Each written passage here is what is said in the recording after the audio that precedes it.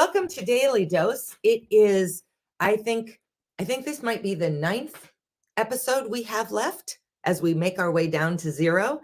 And so, we told you that we were going to bring guests back who we felt particular affinity for. We've felt that with all of our guests, but some of our guests, we had some very specific things we wanted to know based on time passing, how things had gone. And today is no different, correct? Yeah, absolutely. Yeah. So let's bring on mother and daughter duo, both fantastic independent women in their own rights, but Joanna Conti and Karina Monesson to join us on Daily Dose. Hello, Joanna.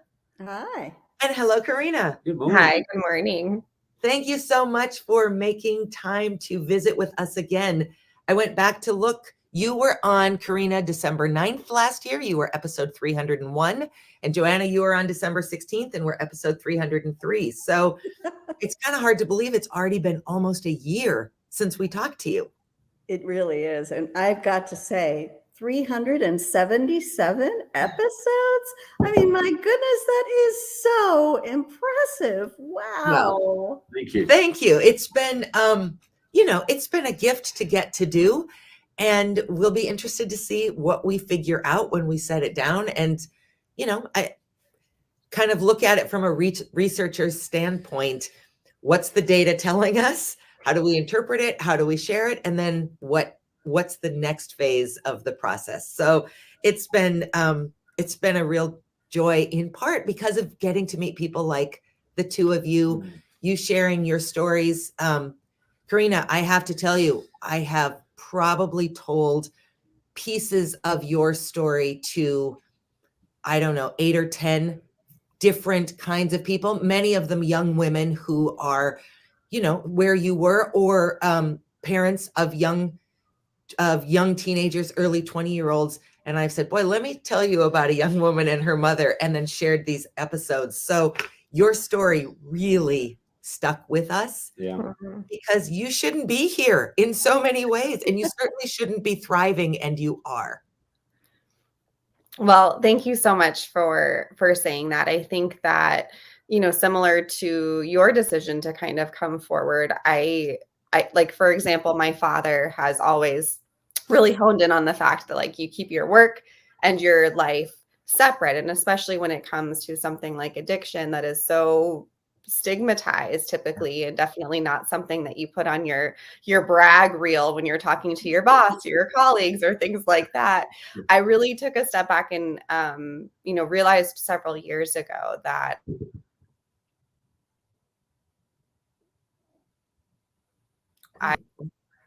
sorry, did I cut out?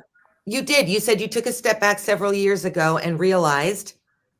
Yeah, I realized that I was more proud of my recovery and who I am today than I am ashamed of where I was back then. And I really wanted to just share my story, because I do think I hit some pretty low lows, and I definitely wasn't a high bottom drunk. And so I wanted to be able to hopefully share hope with people that were either where I was or had children that were where I was. So that really means the world to me that that you have been able to share it in that way. And also thank you for saying that.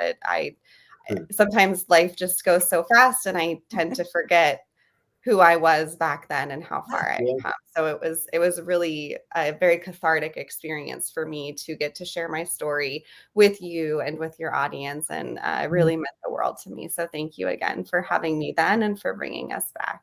Wow, it's our privilege. So I think one of the things that you are both working on in sort of different ways, because our audience might remember, Joanna, you are a real scientist, researcher. You have this background which much more aligns with Maz than, say, with me.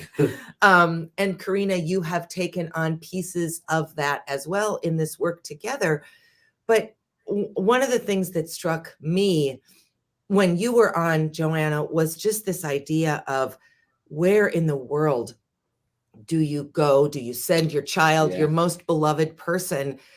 How do you know that it's effective? How do you know that, the beautiful website is actually going to lead to hopefully an improved life? where are you at in terms of that kind of TripAdvisor for rehab institutions and those kinds of things? Well, of course, that was what really drove me to start both Vista Research Group and then with Karina to launch Conquer Addiction a couple of years ago, was just the frustration of your child's life or your spouse's life or whatever depends on finding effective treatment. And if you go on Google, you'll find lots of places promising to send you to the best place or figure out who's the best for you or tell you how wonderful their center is. And all the websites pretty much look the same. You can't tell what is an effective treatment center and what isn't. And even the websites that say, we will help you find the best center for you are sales sites. They're connecting you with a salesperson who's trying to sell you on coming to their center. And, it's just, this is healthcare. And it's just so upsetting that there's not a way, like there are in so many other serious diseases, to find where is the most effective place to send your loved one.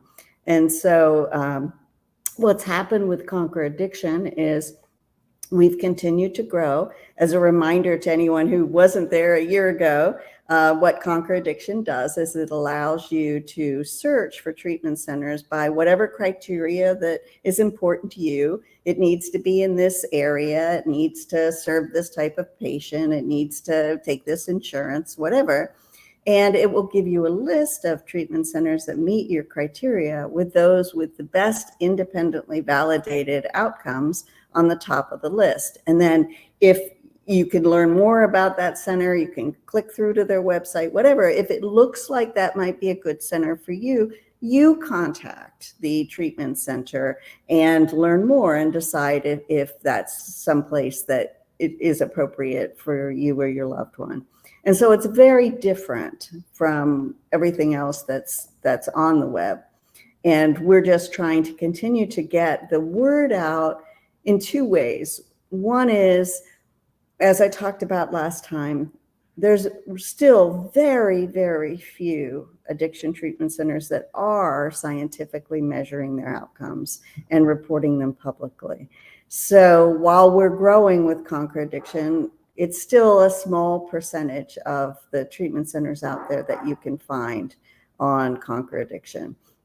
And so we're trying to encourage more and more of the treatment centers to measure their outcomes so that they can see how effective they are and continue to improve. And we're trying to help get the message out to families that it is possible to accurately measure the effectiveness of addiction treatment, and we should accept nothing else. If you're talking to somebody at a treatment center and they say, trust us, you don't need to know our success rates, we're really good, we're one of the best, that's not acceptable. This is healthcare. Demand that they start measuring their outcomes. That's what I'm hoping we can start a group of interested family members and patients and so forth who say, hey, this is healthcare. My life or my loved one's life depends on finding effective treatment. And it's not good enough to just say, we're really good. Yeah, you're probably not going to find a lot of treatment centers that say, actually, we're terrible. No. Nobody should come here because our success rate is 0. Yeah, right. That would be sort of refreshing in a weird and depressing kind of way, but So Karina, can you remind us, how many times did you go to treatment? I went to inpatient treatment 3 times. Okay. And I also lived in some halfway houses and some sober living environments, right?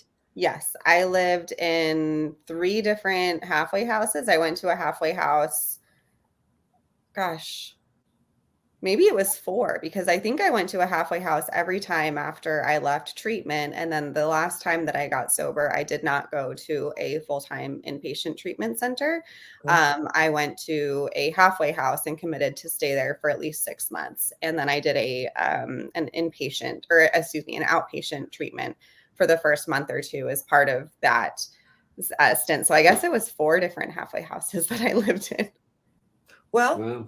I only ask because I think it's important for people to understand that you as a family have a pretty broad experience with this journey. And so it's not like you had one that you thought, oh, I didn't love that. And suddenly you launched this whole world of work. Joanna, I remember you saying, and I was very fascinated by this, that one thing that's really important, and Karina, you could speak, and Maz, you could both speak to this, but one thing that's really important is that you're finding a place that is a good fit for the person who needs to go. So let's say you're a 17-year-old transgendered junior in high school, maybe going to a very traditional rehab center is not going to be the best fit. But again, when you're desperate, I mean, if someone had said to me, all right, Dana, here's an option of 12 treatment centers. You go through all these brochures and you tell Maz where you think he should go. I would have had no idea how to begin to evaluate that. So can you talk a little bit about that piece of it? Because I'm so fascinated and I'd love to hear about it, Karina, because you went as a very young woman and Maz went as sort of a middle-aged man. Those are two really different places. And yet you would have been in treatment together in many, many environments. Yes. Well, there's a large variation in different types of treatment, and there are a lot of treatment centers that focus on individual groups of patients. What we were looking at in most of the centers that Karina went to is we wanted her to be with a group of young adults so they'd have similar experiences. And, you know, what we do on Conquer Addiction is we do allow you to specify a number of different choices. You can say, you know, I want to go to a center that's, you know, has a separate lesbian, gay, transgender group. I want to go to a center that focuses on females only or males only, or has a special young adult program or whatever. And I think that it is really important to find the right fit. And Karina can speak to that from the individual's perspective. Yeah, and just to add on to that, Mom, I think, you know, it's also interesting that there's different treatment centers that specialize in 12-step treatment, right? Where there's other ones that kind of market themselves as we don't do 12 steps here and we do something else. And it might be, you know, some that might do MHE treatment as opposed to abstinence-based. So there's a lot of variation. The very first treatment center that I went to, are we allowed to talk about names? I have nothing but positive things to say about all the places. As long as you're comfortable with it, we are too. Okay, yeah. So I went to, and I will say that I had nothing but positive experiences about each of the treatment centers that I went to. They were all high quality, very expensive treatment centers.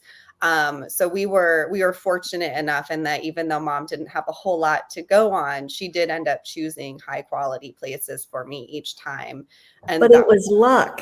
It was luck.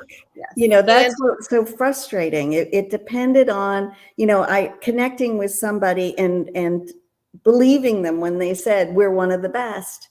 And there were other people we talked to that also said we're one of the best. Yeah. I mean, it was sheer luck that Karina is in recovery today because we were able to luck into really effective treatment. So I'm sorry, Karina, to interrupt. Go ahead. No. So the very first treatment center that I went to was Karen. And that was they put me into a young adult female program there, and it was a relatively new program. They had just instituted it. So I just turned 20 at that point. Like a month earlier, I had turned 20. And so I was in there with a lot of girls that were between the ages of maybe 16 and 22, I think. And that was an incredible experience because I did feel like I, was there with my peer group. But I have to say that, and again, that was also my very first treatment center. It was my first experience. I got so much out of it. But the next two treatment centers that I went to, I was in with the general population. And I honestly think that I actually got more out of that, to be honest, because I got to see where I was headed, so to speak. And so there was a lot of people, again, it was a wide variety of experience. I hit pretty low lows relatively early in my drinking career. But there were people that I had seen that had similar stories to me and were 20, 30 years older. And it was devastating. I was looking at that and thinking, wow, I've lost everything, but I don't have much to lose yet. And trying to imagine, like, what if I'm 40 years later and I still don't have anything to lose because I never gained it, or I did somehow manage to gain it and then lost it all. So I think it was a very powerful experience for me to really empathize and experience where this life was headed, and to see what I had in common as well as what was different between me and a 50-year-old man or a 50-year-old woman. And so I actually personally think that I had a better experience, and I felt even more motivated to get sober being in the general population than I did with a group of girls that were around my same age. But that might have just been my strange experience. I've always gotten along well with people that are older than me, so maybe that had something to do with it too. But I will say that I found that very powerful to get to see this wide range of experiences. Was that true for you? Yeah, I mean, I was 47, but I obviously wasn't the youngest, but I wasn't the oldest either. There were people there. There was at least 4 people there, probably 15 to 20 years older than me. There were people in their 30s, a couple of people in their, just a few years younger than me. And then there were, well, I'd even call them the children, teenagers. Yeah. There was a few people there younger than Quinn. Yeah. I mean, I have talked a lot about that circle that I went to speak to in Maz's rehab group. And that group ranged from 20 to about 75.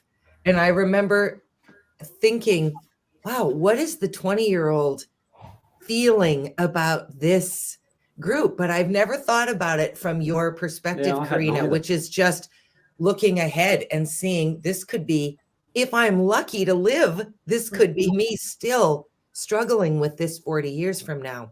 Yes. Really amazing.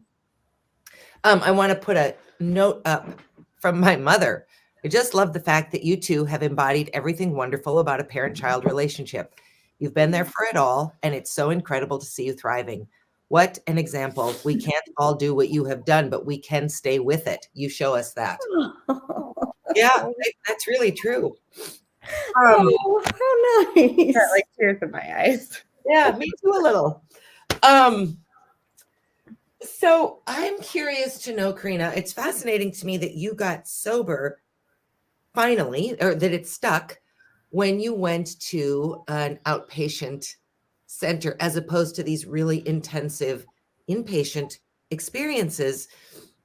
Because maybe I said this to you when we talked last year, but the only thing I had a very strong opinion on when we were trying to figure out where Maz was going to go after he left the hospital was that he had to go to inpatient. I didn't believe anything else would work. I didn't know why I thought he needed to go to inpatient. It was just all I knew. And we have since learned from a number of clinicians and other people who've been on the show with us that actually there's not really compelling evidence to say that inpatient is substantially better than a good outpatient program. Why do you think outpatient is what finally clicked for you? That's a great question.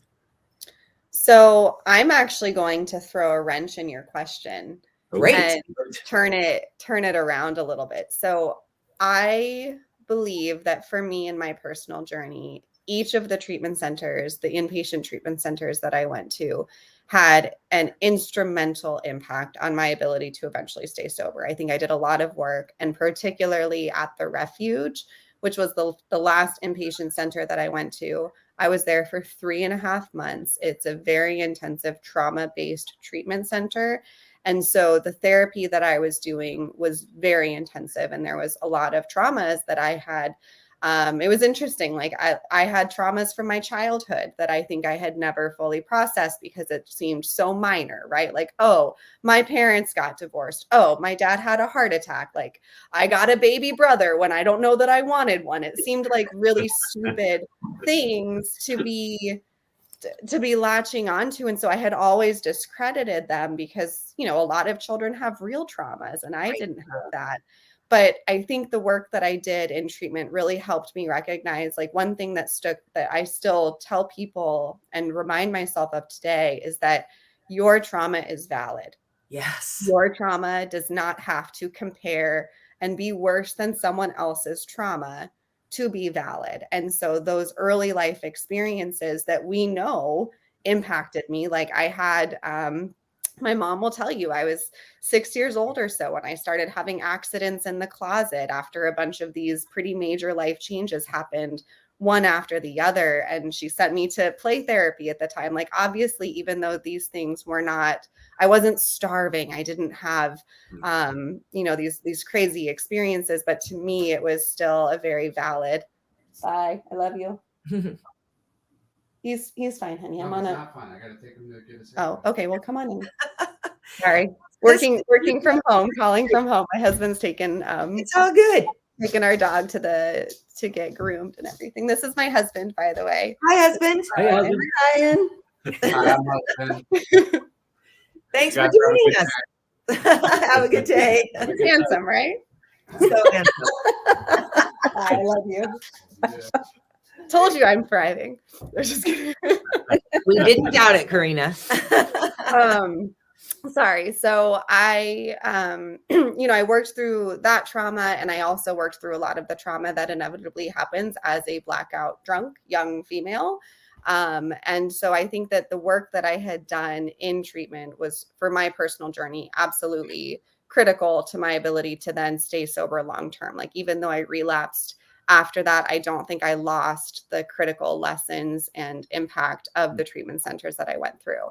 However, treatment is a privilege that the vast majority of addicts and alcoholics never have the opportunity to experience. And so from the research that I've done, and certainly the literature that I've read, the vast majority of people that end up entering recovery do so through 12 steps or through other no to low cost options. And many of them do end up staying sober long term.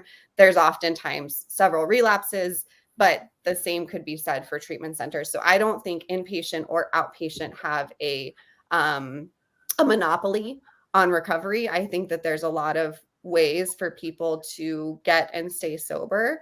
And for each person, it's a journey. I do think that the data shows that going into an inpatient or potentially outpatient treatment where there's accountability and there's a lot of basically like changing your life to focus on your recovery instead of just trying to do it for an hour here and there. I do think that it makes sense.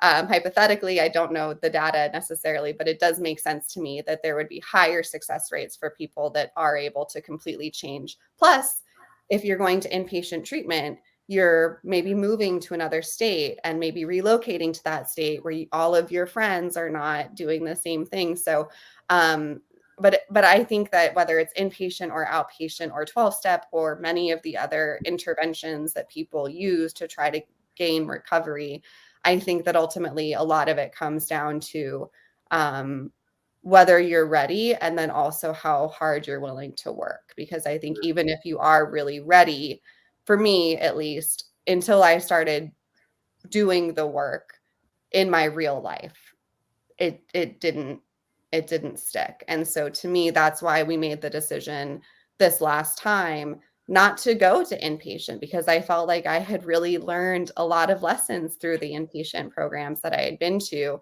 And also outpatient. What I really needed help with was living my day-to-day life sober and staying sober while I kept a job, staying sober while I made friends and had freedom and like started to gain a semblance of a normal life. That was when I tended to relapse and to lose it. And so that's where I needed the most support. And so that's why we chose a halfway house, because it was the additional accountability. I was still surrounded by people that were trying to do the same thing that I was, but I was also gaining real life experience while staying sober. And I think that was really critical for me. So the whole inpatient versus outpatient, I think again, inpatient is a lower cost to entry.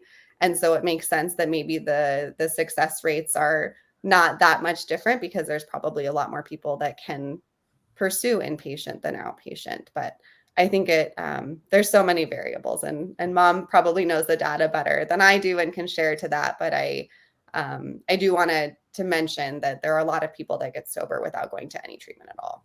Yeah.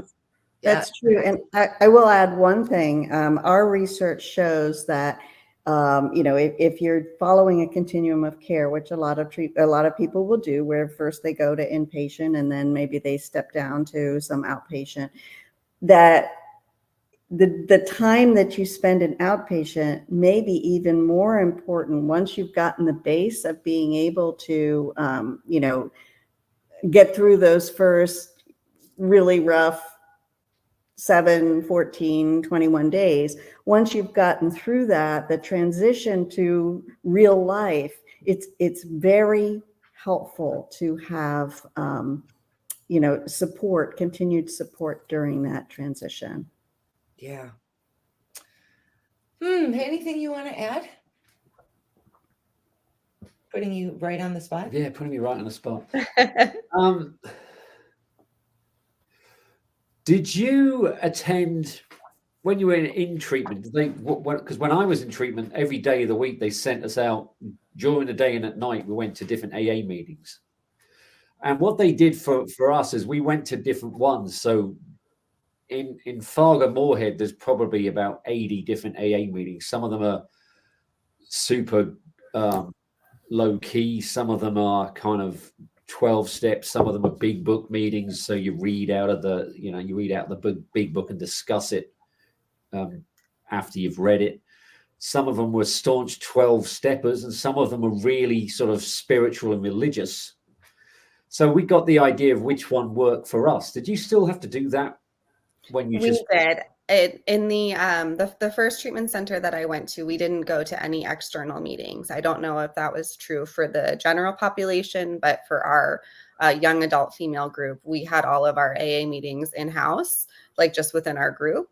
But for the other 2 treatment centers that I went to, we did go to external meetings. And yes, we would typically go to the same meeting that day of the week, but we went to a good mixture of different meetings, which I do think is really important for people to experience, because I don't know about you, but for me, I used not liking AA meetings as an excuse at multiple times during my journey to recovery to kind of say, well, I'm not going to this. Like, I don't like these meetings. They make me think about drinking even more than I would normally, when in reality, I just hadn't found the right meetings. And, every meeting is different.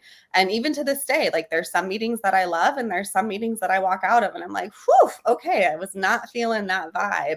And I think having the experience of realizing that every meeting is different and there's different formats, there's different people, and like finding your tribe, finding your meeting is really important. And I think especially in treatment, if you're not aware of that yet, if this is your first introduction to meetings or to the recovery world, you might have a bad experience at one meeting and think, oh gosh, this is not for me. I'm never going back. No, that's an important thing to bring up, because I absolutely agree with you. If you find the right one, they can be incredibly beneficial. If you're stuck in a bad one for you, it could almost be detrimental. And you could almost feel yourself going backwards. Can I just share one quick story about that? Yeah. Okay, so my husband and I met at our home group. It was both of our home group, and that's how we met almost 10 years ago at this point. But when we had, he has 9 months, he had 9 months more than I did. And when he was, gosh, I don't know, maybe at 2 years and I was at a year and a half, something like that, we went to a meeting in New York that I had heard about from a famous author who I loved. And he was always talking about this meeting in New York. And we happened to be in New York. So we went to this meeting, and we both had, you know, a decent amount of sobriety under our belts at this point. And we sat in this meeting, and it was basically just a lot of people talking about how miserable they were, and these people that had long periods of sobriety that were just talking about how, you know, they still wanted to drink every day or use every day and things like that. And he and I both walked out of that like, oh, we had such a bad experience. And we walked out of there being like, I feel less sober than I did when we walked in. And so that really can happen. come to me like as a reminder, because I hadn't been to a meeting that made me feel that way in so long. And we both had the same experience. Like there are meetings that might be stuck more in the problem than in the solution. And in my experience, staying in the solution is so critical to not only remaining sober, but to remain sober and be happy about it. Yeah. Question from Bob. Joanna, did your relationship with Karina fluctuate with major ups and downs during her treatment? Did you question whether you might lose her completely during this time? So many times. Yeah. I mean, it just the question just brings it back. The terror I would feel when the phone would ring that somebody would tell me that my daughter had died. I mean, Karina threw herself completely into drinking, right? She drank to potentially lethal levels over and over for long periods of time. And it was absolutely terrifying as a mom. And yes, it was very difficult. There were so many times I just wanted to strangle her, you know? I mean, you can obviously see she's a very bright, mature woman. She was a bright, sensitive teenager. And you're like, this is destroying your life. For heaven's sakes, just stop, like, why can't you just stop? And it's really difficult for families where you're thrown into this world that you know nothing about. And you certainly never thought you would find yourself in this situation where your beloved child is doing things that could potentially kill themselves over and over again. And, I was desperate. For 5 years, I was so desperate. How do I help? Yeah. And it's very difficult to find reliable information about how do you help. And so that's what led me, years later when Karina was, thank goodness, finally on the road to long-term recovery, that I said, we've got to find a way to help the parents coming behind us. Yeah. Because those were, without question, the 5 worst years of my life. It's terrifying. We talked to a father and daughter. I don't know when. Who cares? In the last 2.5 years, and he said, I think the most chilling thing that has been said on this program, because she's the oldest of 4 girls, and he said there were many, many times it got so bad that my wife and I sort of hoped that she would die because it was ruining our family and we could see no way out. Yeah. I mean, that is an unbelievably honest response. I spent a lot of time thinking, what if he just died? That would take care of so many things. If he would just die, I could get back to some kind of life for myself. That is a terrible, terrible thing to admit to yourself. It's really hard, but that's how devastating it is to live with this and to watch someone you love go through it. And your point, Joanna, of why can't you just stop? That was probably the biggest thing I had to learn. That's like screaming at someone whose breast cancer comes back. Why did you let that? Right. Yeah.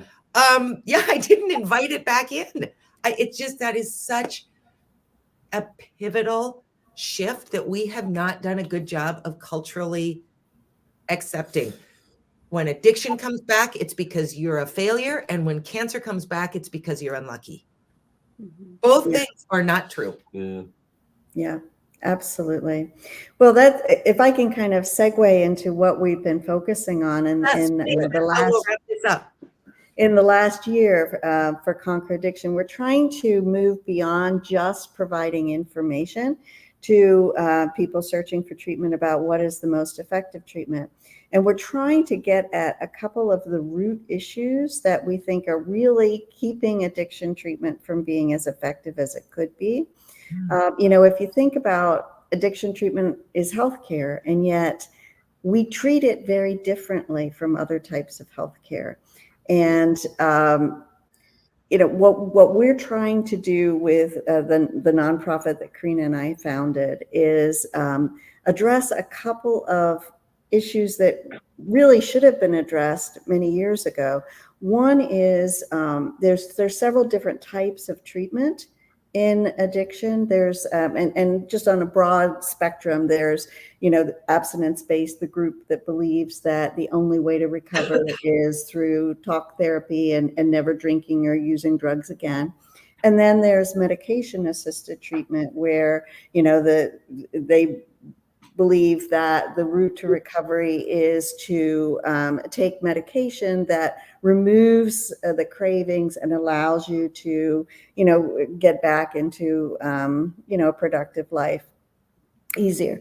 They're both very effective, I believe, for very different types of people. And we've never done the research to determine which type of person is probably most likely to be helped through abstinence-based, and what type of person is probably more likely to be helped with medication-assisted treatment.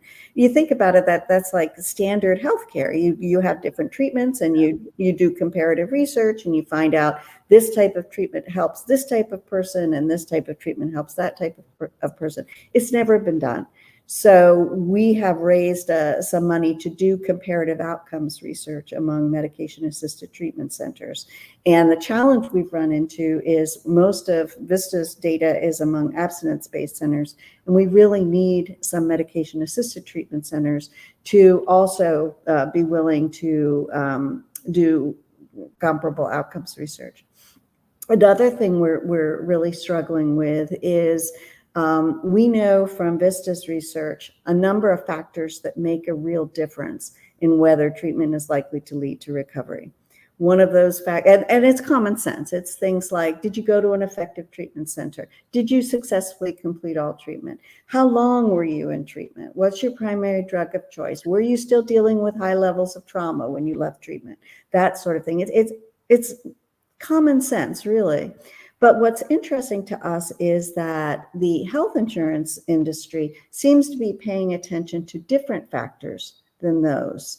And, we hear regularly about patients that, they want to step them down to a lower level of care after 7 days or after 14 days or something, which our research shows they haven't had enough time in treatment for that to have a good solid foundation to become, to stay in recovery long term. So we're also doing some payer research where we are actually analyzing claims data, or getting ready to analyze claims data, where we can hopefully show the payers that there are things they could do that are more effective, that would help them simultaneously improve quality while saving money, because of course that's one of their key foundations. So we're trying to do some research into the root causes of why treatment is not as effective as it could be. Wow. And so that is just amazing. Well, it's an interesting piece of the puzzle that hasn't been addressed. Yeah. Well, you don't think about it if you're not a science research type person. I mean, I would not. That would not be where my mind would go. But of course, it's where minds like yours go. Weirdos. Well, weirdos. I mean, we're all weird in our own way, Joanna. Us data geeks. Yeah. Well, thank goodness, though. I mean, what wouldn't we know if someone wasn't curious enough to really dig into the tedium of this work?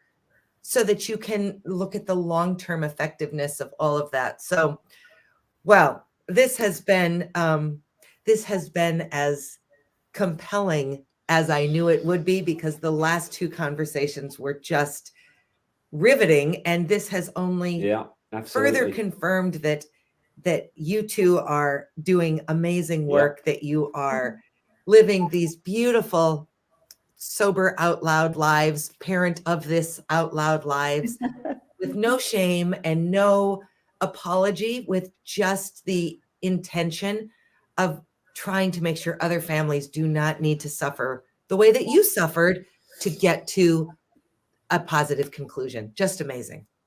I've also, just to give kind of a quick update for my professional life outside of Conquer Addiction.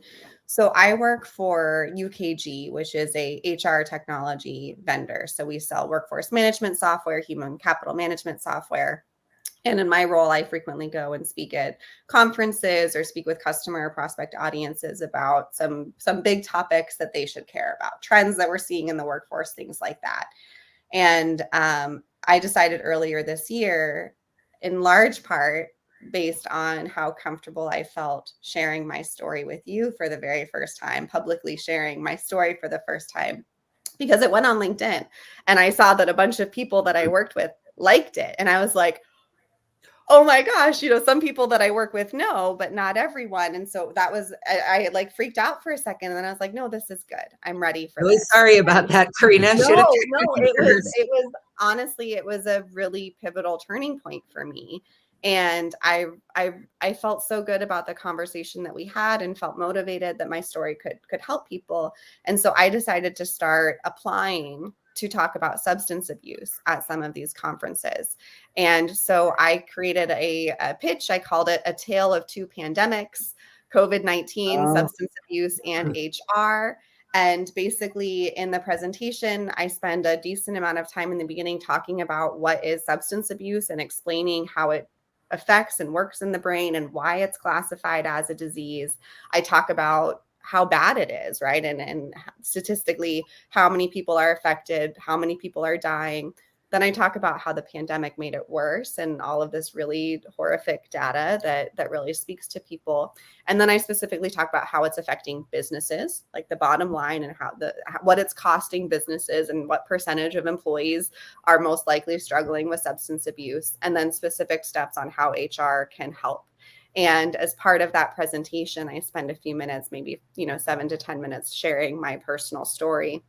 And it's been picked up several times. I had the opportunity to share it for the first time at the largest Florida conference, which was really fantastic back in August, the largest HR conference in Florida, and a couple other smaller venues. And it has really, I had so many people come up to me afterwards with tears in their eyes and just talking about a loved one that they had and how I helped them understand what they were going through more. Or a couple people that were there happened to actually be treatment professionals, and they came up and thanked me for spreading awareness about this topic in the workforce. And so that is something that is a topic I'm hoping to continue putting out there and continue speaking at conferences. And it's just been really inspiring for me to see the receptivity of it, because there is still this stigma. And it's interesting because mental health is something that we've been having in a lot of these workforce conversations for the last couple of years,